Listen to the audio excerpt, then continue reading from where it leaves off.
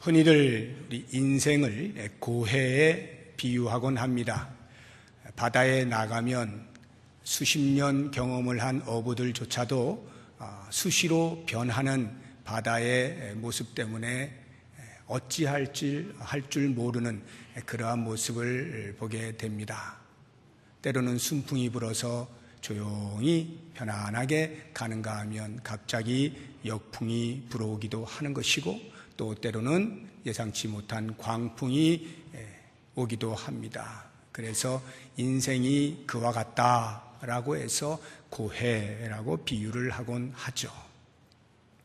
이 자리에 계신 분들 가운데 아마 성인 이상이라면 이 말의 의미를 다 공감을 하시리라 생각합니다. 살아보니까 인생이 생각대로 쉽게 사라지지 않는다는 것, 우리 모두가 다 알고 있지 않습니까? 고해와도 같은 인생입니다. 그런데 재밌는 것은 이러한 고해임에도 불구하고 어느 누구를 막론하고 단 한 사람도 그래서 그 고난을 당연히 있는 것으로 여기고 고난이 오면 아무렇지도 않듯이 지내는 사람은 아무도 없습니다. 모두가 다 고난을 피하기를 원하고 적어도 나에게만큼은 고난이 안 왔으면 좋겠다라는 생각을 하면서 삽니다. 성도들은 어떨까요? 예수를 믿는 우리들도 별로 다르지 않습니다. 영광스러운 삶에 대한 말씀이 나올 때에는 반색을 하고 반기지만 고난과 관련되어진 말씀이 등장을 하게 되면 정색을 하고 거부를 하고자 하는 것이 보통 우리들의 마음인 것을 볼 수가 있습니다. 그런데 성경은 이상하리만치 우리에게 인생은 고난이다, 고난을 겪어야 한다라고 가르쳐주고 있습니다. 오늘 우리가 읽은 로마서 8장 17절의 말씀을 보시게 되면 그리스도와 함께 영광을 받기 위하여 고난도 함께 받아야 할 것이다 라고 말씀을 하고 있는 것입니다. 이것은 비단 고난의 삶을 살아왔던 사도 바울 개인의 신앙적 고백이 아니라 신약성경 전체가 처음부터 끝까지 성도의 삶은 고난과 함께 있다라고 증거를 하고 있는 것입니다. 우리가 과연 성경이 그러합니까? 라고 의아해한다면 그것은 아마도 성경이 가르치는 말씀에 대하여 고난과 관련되어질 때마다 우리의 귀를 닫거나 애써 외면하려 하거나 부인하려 했기 때문일 것입니다. 만약에 그렇지 아니하고 두 눈을 똑바로 뜨고 하나님의 말씀을 읽어 나간다면 신약성경 어디에서도 고난을 피하는 이야기가 없다는 것을 발견하게 될 것입니다. 우리는 가끔 예수를 믿으면 영광스러운 삶이 있을 때에 다른 사람들에게 예수 믿으세요 라고 복음을 전하는 어떤 효과를 볼 수 있지 않느냐. 내가 고난 가운데 있는데, 내가 못 살고 내가 힘든 가운데 있는데 예수 믿으세요 하면 사람들이 너나 잘 믿으세요 이렇게 말하지 않겠느냐라고 하는 복음의 효과성에 대한 자기 판단을 가지고 어떻게 해서든지 예수 믿는 사람들은 잘 살아야 한다라는 생각을 하곤 하는 것입니다. 그런데 이것이 얼마만큼 우리에게 위험한 생각인지 오늘 말씀을 통하여서 같이 한번 생각을 해보려고 하는 거예요. 왜 하나님께서는 우리 예수 믿는 사람들에게 영광에 대한 이야기만 하지 아니하시고 그 영광과 함께 고난을 반드시 받아야 한다라고 말씀하고 있는가? 과연 고난은 우리 성도로서 어떻게 이해해야 할 것인가 하는 부분을 몇 가지로 같이 생각을 해보겠습니다. 먼저 고난이라고 하는 것은 하나님의 자녀된 성도로서 그 성도됨을 입증하는 유일한 것이다 라고 하는 것부터 알 필요가 있습니다. 빌립보서 1장 29절 말씀을 같이 한번 보겠습니다. 시작. 그리스도를 위하여 너희에게 은혜를 주신 것은 다만 그를 믿을 뿐 아니라 또한 그를 위하여 고난도 받게 하려 하심이라. 하나님께서 예수를 통하여 우리로 믿게 하시는 그 놀라운 은혜를 베푸실 때 그 믿음의 뒤에 자연스럽게 따라오는 것이 고난이라고 말씀하고 있는 것입니다. 그런데 이렇게 예수를 믿는 사람들이 모두 다 한결같이 고난을 받느냐? 그렇지는 않습니다. 애석하게도 예수를 믿는다 하지만 명목상 그리스도인이 있어요. 이름만 예수 믿는 사람이라고 걸어놓고 실제의 삶은 전혀 그렇지 아니한 내 마음대로 사는 사람들이 있습니다. 그러한 사람들은 그리스도의 이름 때문에 고난받을 일이 별로 없어요. 자기가 뭘 잘못해서 그것에 대한 대가로서 고난을 받을런지는 몰라도 예수의 이름 때문에 고난받는 일은 별로 없을 겁니다. 예수를 믿어도 제대로 믿을 때, 경건하게 살려고 몸부림을 칠 때, 예수 믿는 사람답게 살려고 할 때, 그때에 고난이 오는 거예요. 디모데 후서 3장 12절 말씀 같이 읽어봅니다. 무릇 그리스도 예수 안에서 경건하게 살고자 하는 자는 박해를 받으리라. 경건하게 사려고 할 때, 그때 박해가 오는 거예요. 그래서 박해를 받으면 그것이 곧 내가 그리스도의 이름을 위하여 경건하게 살고자 하는 것에 대한 증거임을 알아야 하는 것입니다. 왜 그럴까요? 왜 예수를 제대로 믿으면, 왜 예수를 제대로 믿으려고 애를 쓰면 이렇게 세상으로부터 고난이 올까? 그것은 지난주에 제가 말씀드린 것을 생각해 보시면 금방 이해를 하실 겁니다. 성령의 사람, 하나님의 자녀는 육신의 빚을 진 자처럼 살지 아니하고 영으로서 몸의 행실을 죽이며 산다라고 했습니다. 그런데 이 땅을 다스리고 있는 사람은 여전히 사탄이죠. 사탄이 이 세상의 공중권세 잡은 자 아닙니까? 이 사탄이 자기의 삶의 방식과 다르게 살아가는 그리스도인들을 보면 배가 아파 견디지 못하는 거예요. 그래서 마치 배가 고파서 우는 사자와 같이 먹을 것을 찾아서 막 찾아다니는 겁니다. 제대로 믿겠다라고 싶은 그리스도인이면 누구를 막론하고 다 넘어뜨리려고 하는 것이 사탄이다 이 말이에요. 삶의 방식이 하나님의 나라의 방식과 이 땅의 사탄의 삶의 방식이 정면으로 배치가 되기 때문에, 그러니까 사탄이 끊임없이 우리를 넘어뜨리려고 여러 가지 공작을 펴는 거죠. 그게 바로 고난이라고 하는 것입니다. 그래서 성도는 제대로 성도답게 살고자 하면 반드시 이 땅에서 고난이 따른다라고 하는 것을 꼭 기억을 해야 됩니다. 자, 그렇다고 한다면 그렇게 성도에게 꼬리표처럼 따라다니고 있는 이 고난이라고 하는 것이 과연 무엇을 목적하는가? 성도에게 과연 그 고난으로 말미암는 유익이 있는가라고 하는 부분을 우리가 생각하지 않을 수가 없습니다. 아무런 유익이 없다면 그 고난의 의미가 없겠죠. 그런데 놀랍게도 성경은 우리에게 이 고난을 통한 유익이 있음을 분명하게 말씀해 주고 있어요. 제가 두 가지로 설명을 드릴 것인데, 하나는 열매 부분입니다. 오늘 말씀의 제목이 고난의 걸음으로 영광의 꽃을 피우라 하는 것입니다. 영광의 꽃을 피우는데 필요한 걸음이 고난이라고 하는 뜻인데요, 이것을 이제 제가 열매로 한번 설명을 드려보겠습니다.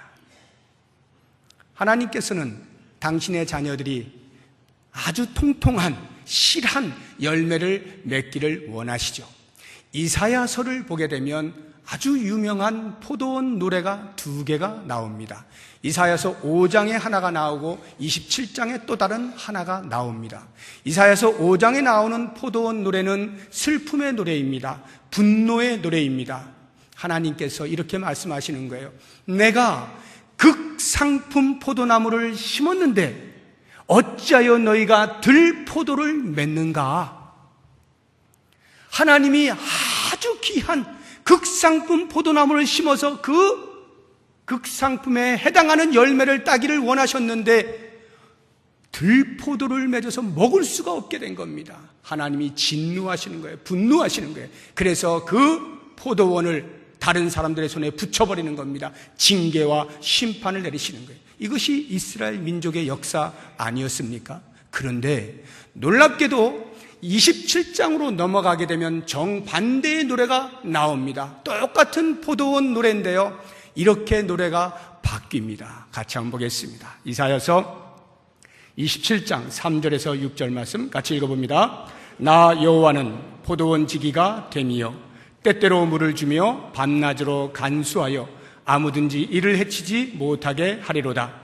나는 포도원에 대하여 노함이 없나니 찔레와 가시가 나를 대적하여 싸운다 하자 내가 그것을 밟고 모아 불사르리라. 그리하지 아니하면 내 힘을 의지하고 나와 화친하며 나와 화친할 것이니라. 후일에는 야곱의 뿌리가 박히며 이스라엘의 움이 돋고 꽃이 필 것이라. 그들이 그 결실로 지면을 채우리로다. 이게 하나님의 바뀐 노래입니다. 하나님께서 포도원 지기가 되셔서 그 포도나무를 밤낮으로 간수하신다는 거예요. 보호하시고 지켜주신다는 거예요. 아무도 그 포도원을 해하지 못하도록 막아주신다는 거예요. 아무리 찔레와 가시를 내도 하나님께서 그것을 다 긁어 모아서 포도나무에 해함이 없게 하시고 불태워버리겠다. 궁극적으로는 그 포도나무에서 실한 열매를 맺고 아름다운 꽃을 피우게 할 것이다. 이것이 하나님의 두 번째 포도원 노래입니다. 여러분, 이러한 노래를 들으면 우리의 마음이 어떻습니까? 과연 우리 하나님이십니다. 정말 좋으신 하나님, 우리를 이렇게 극상품 포도원으로 만드시는 좋으신 포도원 지기시군요 라고 감사하고 감격하고 이런 말씀을 듣기를 좋아해요. 왜? 이게 영광스러운 말씀이잖아요.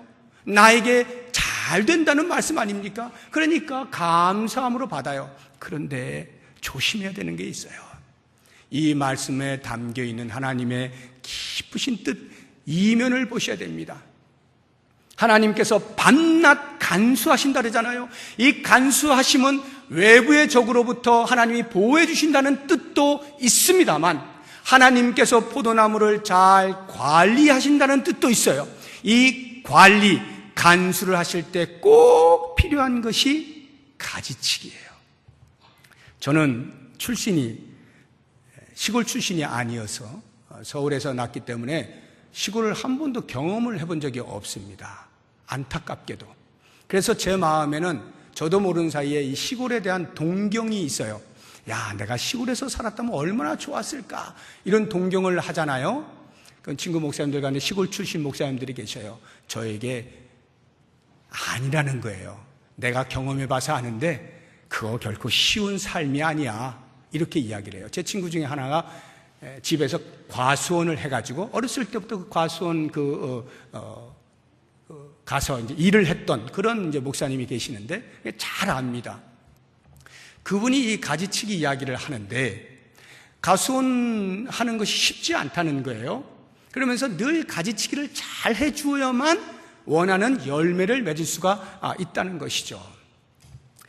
저는 그러니까 경험을 직접 못했기 때문에 여러분들의 생생하게 말씀을 드릴 수는 없습니다만 그 친구의 말을 빌어서 또 제가 알고 있는 이론적 상식을 통해서 또 여러분도 다 아실 그러한 상식 속에서 말씀을 드린다면, 포도나무가 있다면 뭐 어느 나무든 상관없습니다. 열매를 맺는 그 나무에 있어서 가지들이 나와서 거기에서 이제 열매가 맺히지 않습니까? 그런데 가지치기를 해주지 아니하면 열매를 많이 맺을 것 같지만 아주 허한, 실하지 않은, 별로 상품 가치가 없는, 먹을 만하지 못한 그런 것들만 주렁주렁 달리는 겁니다. 그런데 가지치기를 자꾸 해주면 영양분이 모이는 거죠.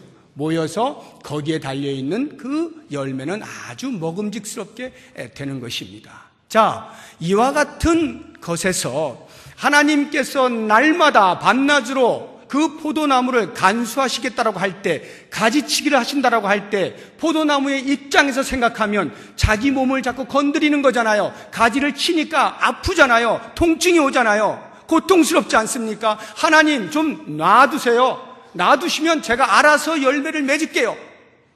그러나 그 결국을 아시는 하나님께서는 포도나무를 그냥 두시지 않죠. 가지를 쳐 나가면서 비록 그 나무가 고통을 당하는 한이 있더라도 잠시만 기다려, 잠시만 기다려. 네가 나중에 보면 알게 될 거야 하고는 실한 열매를 맺을 수 있도록 만들어 주시는 거 아닙니까? 왜 성도에게 이러한 고난이 있는가? 이 고난은 나중에 그 실한 열매를 맺게 하시기 위함이다 라고 하는 것을 생각할 때 우리가 고난을 그저 피해야만 하는 것으로 치부할 필요가 없다라고 하는 것입니다. 고난이 과연 우리 성도에게 어떠한 유익이 있을까? 두 번째를 생각해 보신다면 그것은 온전함입니다. 우리는 고난을 통해서 온전한 자리로 나아가게 됩니다. 베드로의 고백을 한번 들어보죠. 베드로 전서 5장 10절입니다. 같이 읽습니다. 모든 은혜의 하나님 곧 그리스도 안에서 너희를 부르사 자기의 영원한 영광에 들어가게 하신 이가 잠깐 고난을 당한 너희를 친히 온전하게 하시며, 베드로는 알고 있습니다. 우리를 이미 영원한 영광 속에 들어가게 하신 분 알고 있습니다. 그런데도 불구하고 이 땅을 사는 동안에 잠깐 고난을 받게 된다는 거예요. 그런데 그 고난을 받게 하신 이유가 뭐냐? 우리를 온전하게 하시기 위함이다. 온전함이라고 하는 것이 과연 무엇일까? 먼저 이 온전함의 모범으로 인물들을 살펴볼 때 첫 번째 우리가 생각해 볼 분은 예수님입니다. 예수님께서 고난을 통하여 온전하게 되신 것을 히브리 기자가 우리에게 알려주고 있습니다. 히브리서 5장 8절 9절 말씀 같이 읽어봅니다. 그가 아들이시면서도 받으신 고난으로 순종함을 배워서 온전하게 되셨은즉, 예수님께서 하나님의 아들입니다. 고난 받으실 필요가 없는 분이에요. 그런데도 그 고난을 받으시는 순종함을 배워 온전하게 되셨다. 원래 예수님은 온전하신 분이에요. 굳이 다른 무엇을 해서 더 온전해지실 것이 필요가 없는 온전하신 분이에요. 여기에 이 표현은 우리 인간들이 듣고 이해할 수 있는 인간적 언어로 지금 표현해 놓고 있는 것입니다. 예수님께서 우리 인류를 위하여 구원하신 그 대업을 생각해 보실 때 그 인류의 구원이라고 하는 영광스러움, 그것은 그리스도의 십자가라고 하는 고난 없이는 불가능했음을 말해주고 있는 거예요. 그 십자가의 고난, 그것을 순종함으로 배워 온 인류를 구원하는 그 놀라운 온전함으로 나아가셨다 이 말이죠. 그렇다고 한다면 우리 인간들 가운데서 성경의 인물 중에 온전함으로 나아간 자가 있을까? 요셉입니다. 여러분 요셉을 잘 아실 겁니다. 요셉은요, 성경 어디를 찾아봐도, 아무리 눈 씻고 찾아도 요셉이 죄 지었다는 곳이 나오질 않아요. 완벽한 사람입니다. 그래서 우리는 흔히 어떻게 생각을 하냐면 이 요셉은 원래부터 온전한 사람이었으므로 그의 인생 가운데 닥쳐진 모든 고난들을 이겨낼 수 있었다라고 생각하기가 쉽습니다. 그런데 제가 보는 성경은 그렇게 말하고 있지 않아요. 요셉은 고난이라고 하는 그 인생 광야를 다 거치고 나서야 비로소 나중에 보면 요셉의 막바지에 이르러서 그가 점점 온전해지고 있는 모습을 발견하게 됩니다. 그의 온전함을 한번 여러 각도에서 우리가 살펴볼 텐데, 첫 번째 그의 지혜의 온전함을 우리가 볼 거예요. 여러분, 요셉이 국무총리가 되잖아요. 바로 왕이 자기가 꾼 꿈을 아무도 해몽하지 못하는데 요셉이 해몽을 해줌으로써 야 하고는 요셉을 국무총리로 세웁니다. 그런데 여러분 가만히 생각해 보세요. 과연 그게 상식적으로 맞는 말일까? 여러분이 각자 내가 바로 왕이다 생각하시고 내 꿈을 해석해준 누군가를 내가 왕인데 야, 너 내 꿈을 해몽해 줬구나. 너 지금부터 우리나라의 국무총리가 되라. 이렇게 할 왕이 어디 있겠어요? 당시를 호령하고 있던 그 애굽의 왕 바로가, 그건 말이 안 되는 소리입니다. 큰 상을 내릴 수는 있죠. 정말로 고맙다. 내가 잠을 못 이루고 있었는데 우리나라가 어려움에 빠질 뻔했는데 네가 꿈을 해몽해 줘서 정말 고맙다 하고 큰 상을 내려줄 수는 있습니다. 집 한 채를 주고 땅을 주고 네가 원하는 만큼 무엇이든지 가져라. 이건 가능한 이야기예요. 그런데 나라를 다스리는 너 위에 나밖에 없다, 네가 실세다, 이렇게 그 자리를 줄 수 있는 왕은 없어요. 그건 어리석음을 넘어서서 바보죠, 바보. 그러면 여러분, 어떻게 이것이 가능했는가? 우리 한번 성경을 찾아보죠. 창세기 41장 38절 39절입니다. 시작. 바로가 그의 신하들에게 이르되 이와 같이 하나님의 영에 감동된 사람을 우리가 어찌 찾을 수 있으리요 하고 요셉에게 이르되 하나님이 이 모든 것을 내게 보이셨으니 너와 같이 명철하고 지혜 있는 자가 없도다. 지금 바로는 요셉에게 이 말을 한 이후에 즉시 너 지금부터 국무총리 이렇게 이야기하거든요. 너처럼 명철하고 지혜로운 사람을 내가 본 적이 없어? 이 간단한 말 한마디 던지고 국무총리를 시킨다? 여러분 생각해 보세요. 지금 성경은 이 한마디 하고 있지만 정황을 보면 이 바로가 얼마만큼 요셉의 지혜에 대하여 완벽하게 인정을 했으면 이런 말로서 국무총리를 시킬까? 아니, 어쩌면 제가 볼 때에는 요셉의 바짓가랑이를 붙잡고 늘어졌는지도 몰라요. 요셉아, 너 아니면 우리나라는 지금 죽는다. 너가 다스릴 때만이 우리는 살 수 있다. 왜요? 요셉이 꿈만 해몽해 주는 게 아니잖아요. 꿈 해몽해 준다면 어떻게 합니까? 7년 풍년이 있고 7년 흉년이 있을 것인데 풍년의 때에 이렇게 준비해서 흉년을 잘 대비하십시오. 어떻게 해야 될 것에 대한 모든 구체적인 방법을 다 알고 있는 거예요. 30밖에 안 된 젊은 청년이 어떻게 그런 해안이 있단 말입니까? 어떻게? 고난이 그 답이에요. 요셉이 고난이라고 하는 긴 시간을 거치면서 세상을 배워나가는 겁니다. 그러면서 지혜가 점점 축적이 되어지는 거죠. 놀라워. 고난이 없이 과연 요셉이 그러한 지혜의 온전함의 자리에 이룰 수 있었을까? 절대로 그럴 수 없었을 거예요. 고난이 요셉의 눈을 열어주는 것입니다. 요셉의 온전함이라고 하는 것은 지혜에 그치지 않아요. 그의 영성에도 지대한 영향을 미칩니다. 하나님을 아는 영성, 이 영성에도 온전함으로 나아가는 것을 보게 되는데요. 우리 창세기 45장 5절 말씀 같이 한번 읽어봅니다. 당신들이 나를 이곳에 팔았다고 해서 근심하지 마소서, 한탄하지 마소서. 하나님이 생명을 구원하시려고 나를 당신들보다 먼저 보내셨나이다.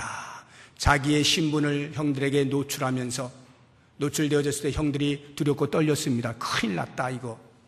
죽은 줄 알았던 요셉이 이렇게 되어 있다니 우린 이제 죽은 목숨이다. 그때의 요셉이 그 형들에게 한 말이에요. 걱정하지 마세요.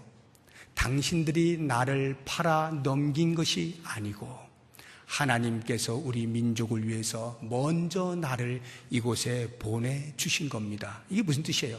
그냥 형들 듣기 좋으라는 말입니까? 아니요. 요셉은 몰랐습니다. 왜 형들이 자기를 팔았는지 몰랐어요. 왜 보디발의 집에서 그렇게 열심히 일을 했는데 보디발의 아내 때문에 감옥에 갔는지 몰랐습니다. 그냥 감옥에서 늘 당하는 고통을 당했습니다. 빨리 감옥에서 나가고 싶었어요. 그런데 시간이 흐르면서 그 고난의 시간들을 다 겪고 나니까 깨닫게 되는 겁니다. 이야, 하나님께서 나를 일부러 이곳에 이러한 과정을 통하여 보내신 것이로구나. 하나님의 경륜을 알게 된 거예요. 하나님의 마음을 헤아릴 수 있게 되었다, 이 말이에요. 요셉의 영성이 영그러진 겁니다. 온전의 자리로 나아가게 된 것이죠. 고난, 그것이 그의 영성을 단단하게 온전하게 만들어 준 것이죠. 한 걸음 더 나아가서 요셉의 성품에까지 온전함으로 나아가게 되는 것을 볼 수가 있습니다. 우리 창세기 50장 19절에서 21절 말씀 같이 읽어봅니다. 요셉이 그들에게 이르되 두려워하지 마소서, 내가 하나님을 대신하리이까.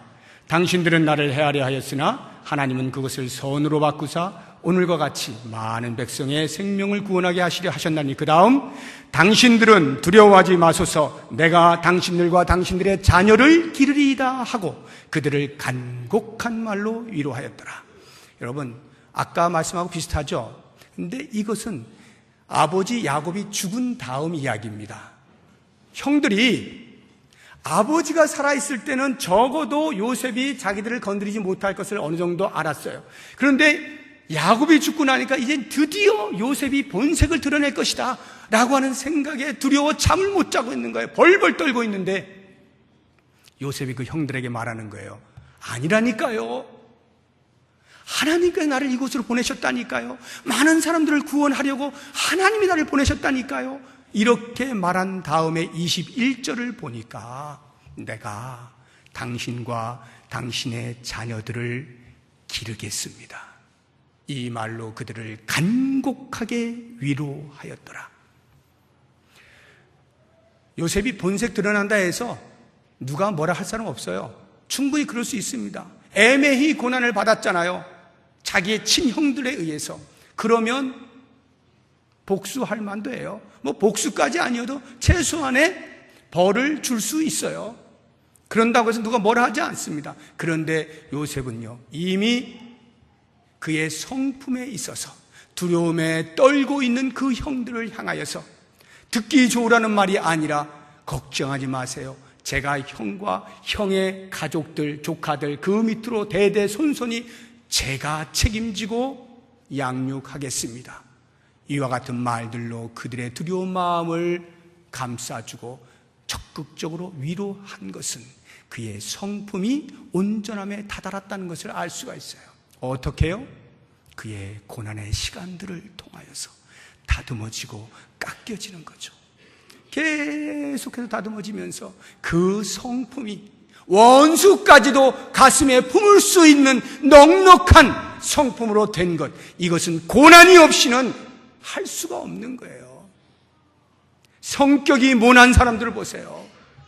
그리스도의 이름을 위하여 고난 받은 흔적이 없습니다. 그런데요, 그러한 고난을 통하여 우리의 모난 성격들이 계속 깎여나가요.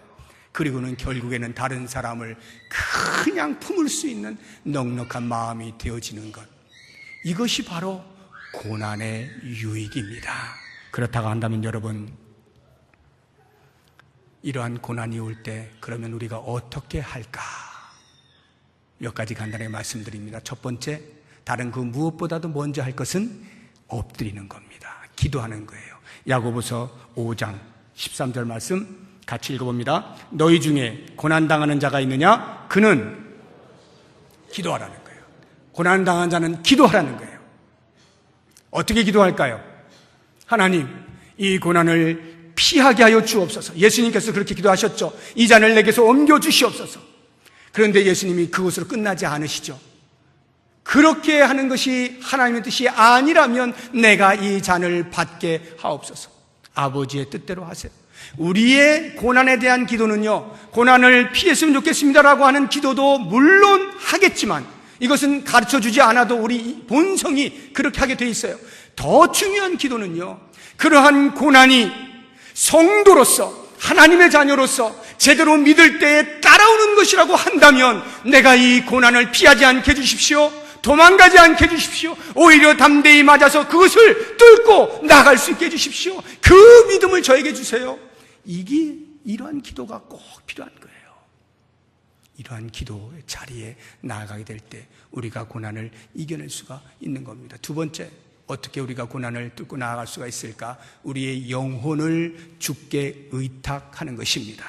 베드로전서 4장 19절 말씀 같이 읽어봅니다. 그러므로 하나님의 뜻대로 고난을 받는 자들은 또한 선을 행하는 가운데 그 영혼을 미쁘신 창조주께 의탁할지어다.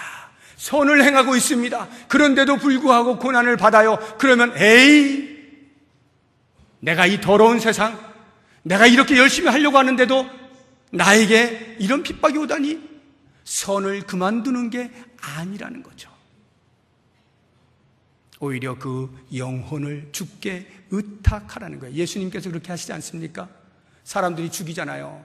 십자가에 못 박혀서 예수님이 하신 말씀이 뭐예요? 아버지여, 내 영혼을 받으시옵소서. 아버지여, 내 영혼을 의탁하나이다. 저는 이것이 고난을 이기는 최고의 방법이라 생각해요. 목숨을 걸어버리는 거예요.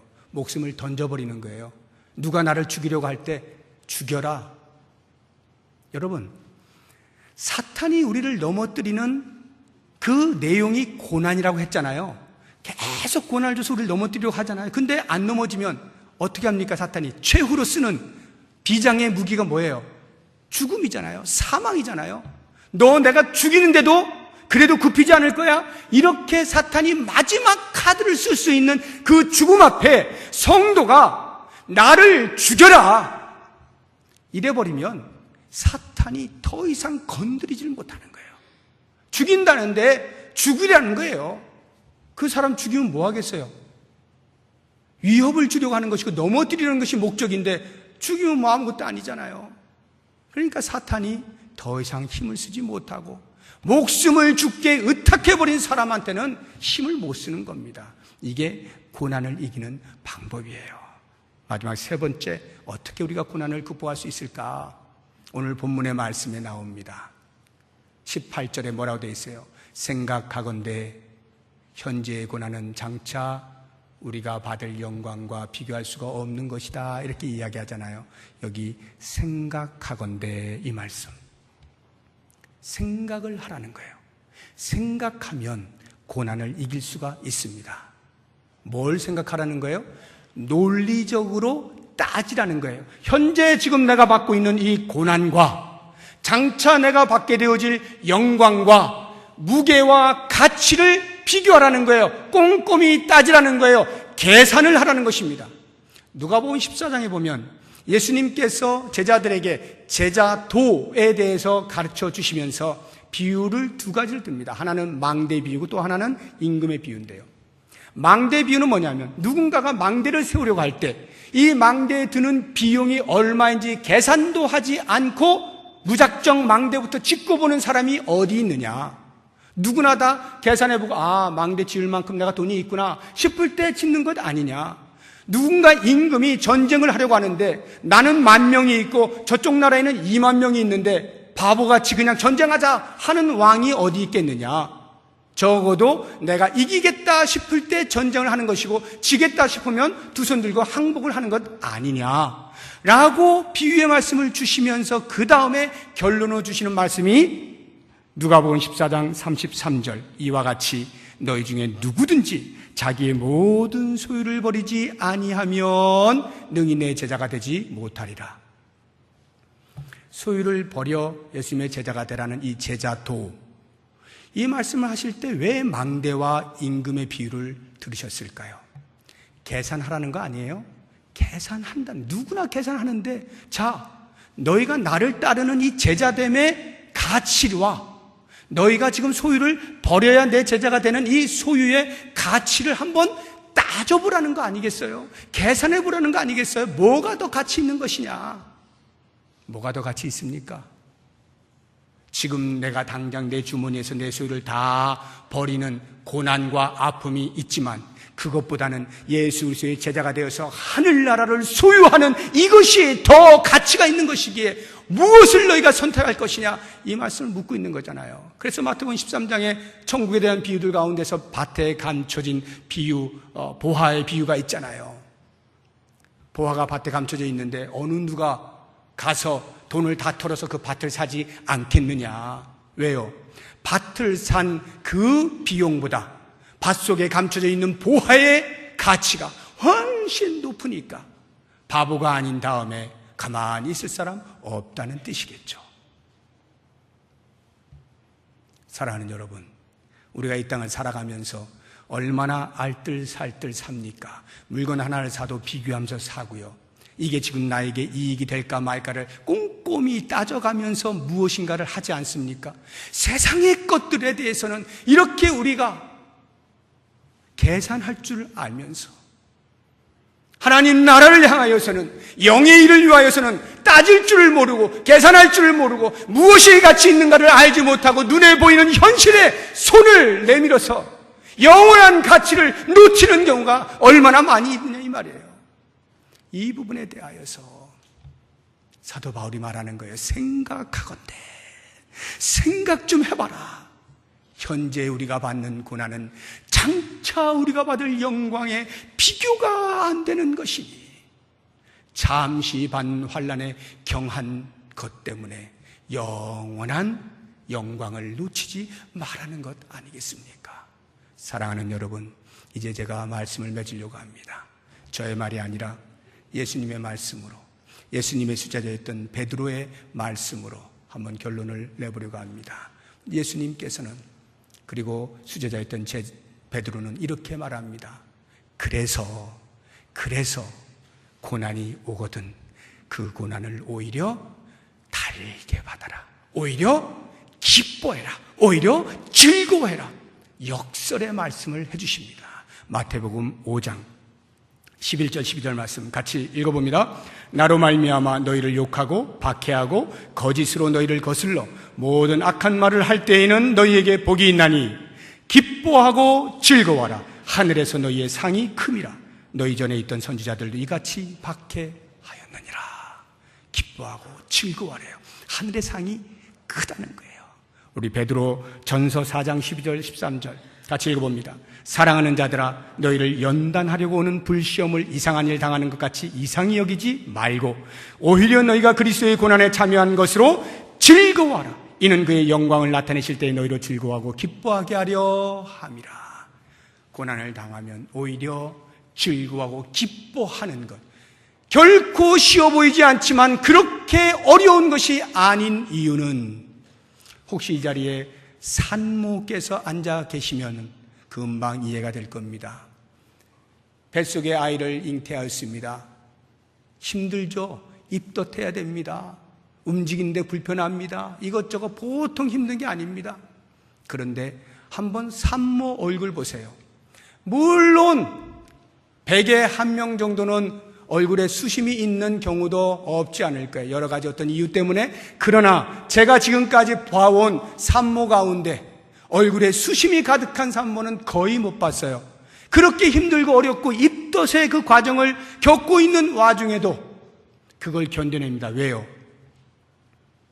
얼마 안 있어서 출산을 하게 되어지 그 아이로부터 올 기쁨의 기대감, 이게 있기 때문에, 너무나 선명하기 때문에 지금 몇 달 힘든 이것에 대하여서 오히려 우울해하지 않냐고 기쁨으로 이 아이에 대해서 오히려 성경을 이야기해주고 찬송을 불러주고 좋은 말을 해주고 태아 교육을 시켜가면서 그렇게 지나는 것 아닙니까? 사랑하는 여러분, 성도를 하나님께서 성도 되게 하실 때 고난을 주시는 것은 바로 이와 같은 영광스러운 꽃을 피우게 하시기 위함이라는 것을 잊지 마시고, 그 고난의 걸음을 주실 때 아까워하지 마시고 과감하게 쏟아 부으시면서 마침내 하나님께서 우리에게 보여주실 그 영광스러운 꽃을 활짝 피우시는 우리 모두가 될 수 있기를 주의 이름으로 축복합니다.